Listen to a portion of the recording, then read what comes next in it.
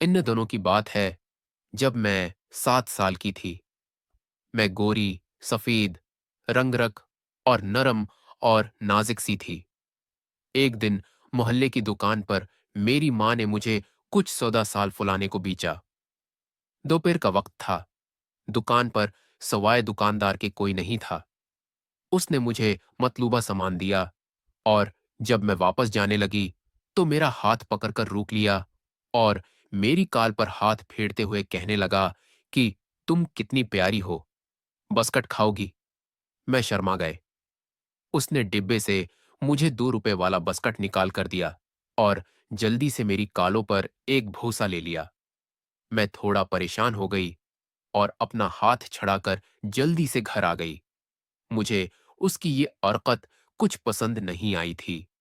भले मैं बच्ची थी, लेकिन इतनी भी नासमझ नहीं थी। बहरहाल वो बस्कट बहुत मजे का था, जो उसने मुझे खाने को दिया था। कुछ देर बाद की बातें, अम्मी को बुखार था। उसने मुझे पैसे दिए कि दुकान पर जाओ और दाल और चावल लाके दूं। मैंने कुछरी बनानी है। मेरे दिमाग में तो कांदार का उस दिन वाला रवैया घूम गया, लेकिन मैं चौंके भाई बहनों में बड़ी थी, इसलिए मुझे ही जाना पड़ा दुकान पर। मुझसे पहले भी 3-4 गाहक खड़े थे। दुकानदार ने तसरीह को सौदा देकर फारग कर दिया और जानबूझकर मुझे उस वक्त तक रोके रखा, जब तक कि सब गाहकों वापस न चले जाएं। जब मैं कांडर पर अकेली रह गई, तो मुझे कहने लगा कि अंदर आ जाओ और जो चीज लेनी है खुद ले लो। मैं न चाहते भी दुकान के अंदर चली गई और वो मेरे बचपन की ऐसी गलती थी जिसका खमियाजा मैं आज बैसप्रस के बाद भी भगत रही हूं। मुझे उससे पहले मालूम नहीं था कि इंसान सिर्फ इंसान ही नहीं बल्कि इंसानों में हैवान भी होते हैं। वो पहले तो मेरी खालों पर हाथ फेरता रहा, फिर उसकी जज्बत बढ़ती है।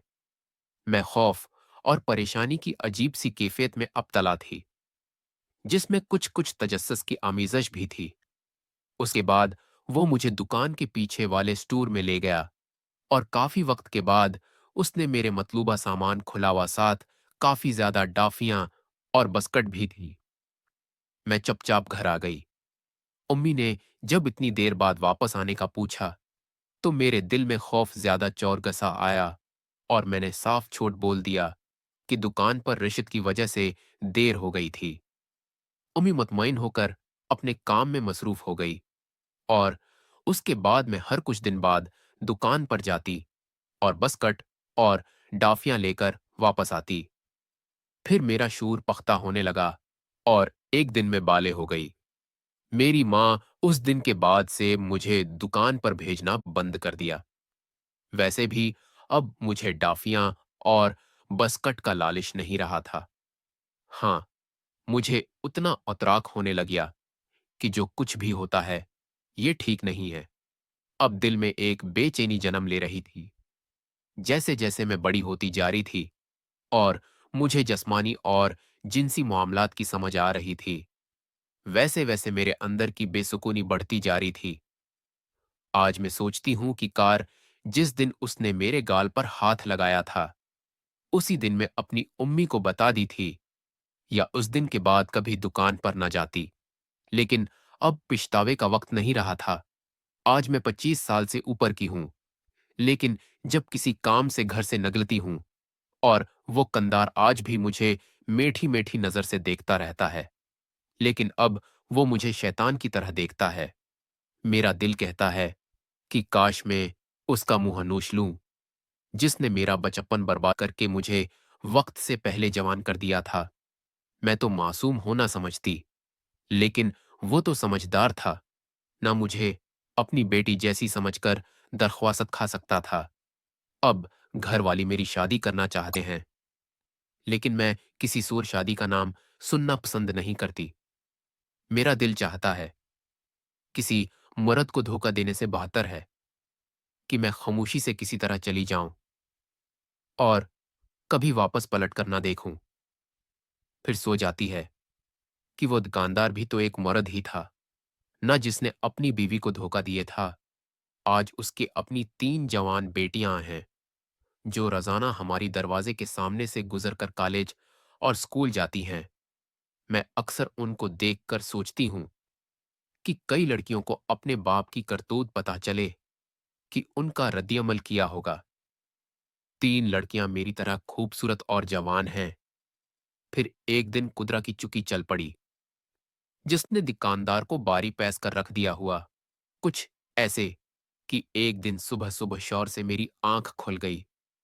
मैं आंखें मिलती हुई कमरे से बाहर आई और उम्मी से पूछा कि शूर कैसा मचाए। तो उम्मी कहने लगी कि सामने नकर पर जो जमील दुकानदार है, उसकी बड़ी दोनों बेटियां रात किसी के साथ भाग गई हैं। मेरा मुंह खुले का खुला रह गया। दोनों बेटियां एक साथ। मैंने हैरान होकर पूछा, जी दोनों एक साथ, वही जो हमारी दरवाजे के सामने से गुजरकर कॉलेज जाती थी। उम्मी ने कहा, और उनके काम तो देखो जाते, अपने बाप की उम्र भर की कमाई भी साथ ले गई। उम्मी बताकर अपने काम में मसरूफ हो गई और मैं सोचती लगी कि बाप की उम्र भर की कमाई को तो मैं अच्छी तरह जानती हूं। इस दिन के बाद जब कभी मैं उसकी दुकान के सामने से गुजरी, उसने मेरी तरफ आंख उठाकर भी नहीं देखा। मकाफाती अमल की चुकी ने उसको पैस कर रख दिया था। नेक्स्ट पार्ट के लिए चैनल को लाजमी सब्सक्राइब करें। शुक्रिया।